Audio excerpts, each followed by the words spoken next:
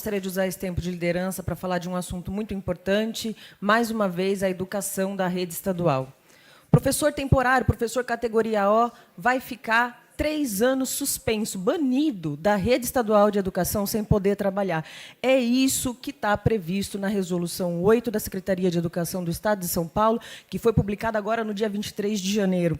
O diretor ele vai poder fazer a indicação de não permanência na unidade escolar para professores que não apresentarem, abre aspas, boa conduta. O que significa isso exatamente? Quem define, aonde está estabelecido, quais são os critérios para que o professor seja enquadrado como um cara de péssima conduta, inadequado para trabalhar na rede estadual de educação, isso a gente não sabe. E essa nebulosidade em relação aos critérios, ela é bastante estratégica, porque ela impõe essa lógica que já é marca, característica do governo Tarcísio de Freitas, que é a imposição dessa obediência servil, quase que absoluta dos professores, ampliando mais ainda as possibilidades de perseguir professores que contestem, que questionem as diretrizes da Secretaria de Educação. E por que a sociedade não se escandaliza com esses ataques, sucessivos ataques contra a educação pública, contra os professores? Porque o contexto que precede o cenário atual é um contexto de criminalização do pensamento, de criminalização dos professores,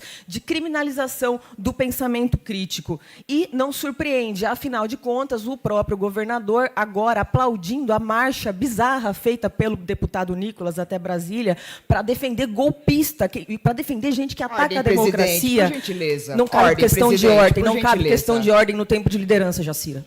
Por gentileza, ordem. Ela não pode caçar minha palavra, eu quero meu tempo restabelecido. Tá, o tempo da vereadora está pausado. Por gentileza, ela está no tempo de liderança dela, tem direito a 5 minutos, vereadora. Muito obrigada, presidente.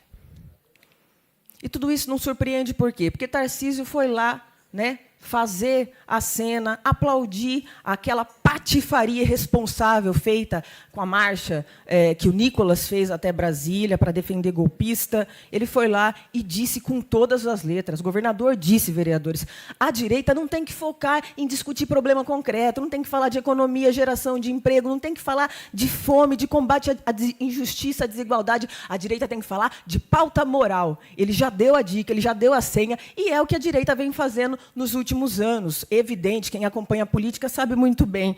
E aí, essas pautas morais, elas servem justamente para esvaziar o debate político. É importante esvaziar, nesse contexto, faz todo sentido, então, para essa direita, faz todo sentido para o Tarcísio de Freitas esvaziar a educação pública de conteúdos que provoquem o pensamento crítico. Faz todo sentido para eles acuar, através desses diversos mecanismos de controle, os professores, os profissionais da educação. Por exemplo, através dessa avaliação absurda, chamada avaliação de desempenho, que tem punido de maneira persecutória e injusta os professores que trabalham na rede estadual de educação. E aí muita gente se pergunta assim, mas o funcionário pode questionar o patrão? Não só pode, como deve. No contexto da educação pública, a gente não está falando de uma empresa, de um negócio, a gente está falando de educação pública, a gente está falando de cidadania. Então, toda vez que a diretriz da Secretaria de Educação, uma conduta de um mandatário, de um governante, de um parlamentar, ela for na contramão daquilo que é interesse do povo, o povo tem, sim, direito de questionar. E o professor também é cidadão. E, como cidadão, não só ele, mas também os estudantes, mas também as famílias, podem e devem questionar as diretrizes da Secretaria de Educação. Mais da metade dos professores no estado de São Paulo são professores contratados de forma temporária. Nem parece que a gente vive no Brasil um apagão de profissionais da educação. Ninguém mais quer ser professor. E não é à toa. Não é à toa porque as estratégias de precarizar as nossas condições de trabalho são diversas, são múltiplas, em todos os níveis.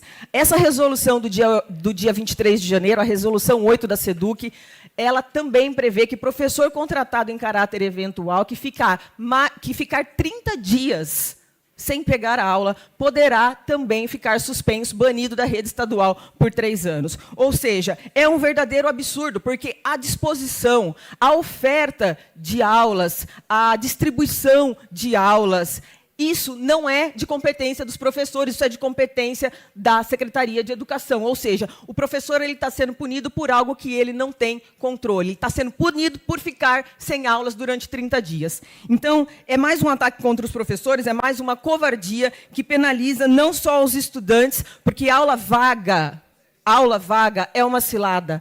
Aula vaga atrasa o cumprimento do currículo. Currículo atrasado impacta negativamente na aprendizagem e coloca o aluno, o estudante da escola estadual, o estudante da escola pública, em desvantagem na hora do Enem, na hora do vestibular. E isso, apesar de toda a grita que existe, que foi comprovado aqui durante a minha fala, nessa tentativa bizarra, absurda de cercear a minha palavra num tempo onde não cabe questão de ordem, é por isso que incomoda tanto. Incomoda porque o povo do interior de São Paulo vai saber quem é Tarcísio de Freitas. E eu vou continuar denunciando essa política que precariza a vida dos professores, precariza a educação pública. Obrigado, presidente.